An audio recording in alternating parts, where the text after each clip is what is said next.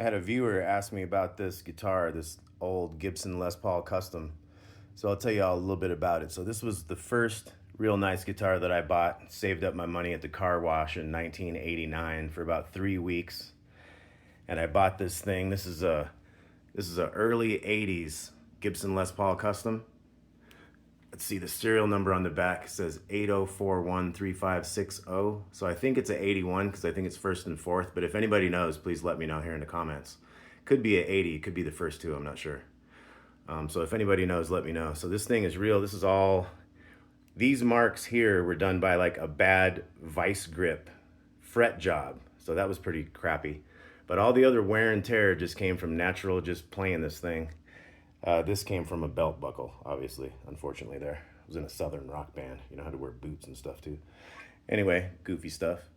So here we go. Lots of wear and tear on this. I played this in the Jimmie Van Zant Band. He was a cousin of Ronnie Van Zant from Lynyrd Skynyrd. We did about 500 shows all around the country from 91 to 95. So I was looking at my cover of the box set of the Frank Zappa Shut Up and Play Your Guitar box set albums. One of my favorite guitar albums. And he had one of these killer Gibson Les Paul Customs.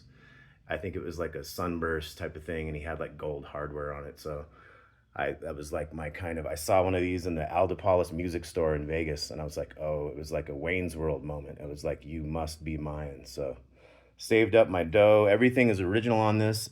These three high strings, those little bridge saddles, I think those have been replaced, it looks like. These others, you can see how worn out they are, so they're originals. These guitars turn green over time, these Silverbursts. Kind of weird. You can see how yellowed the sides become.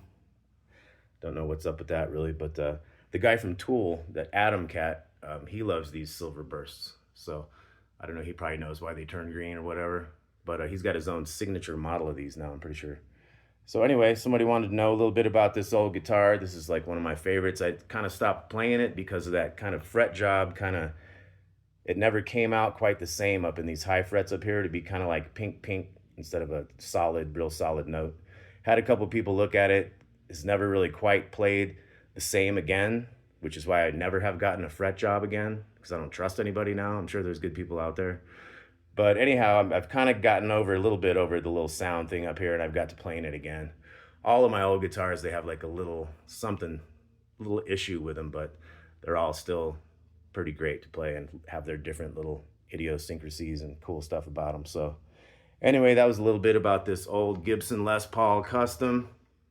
One of my faves. I always called this one Gibby.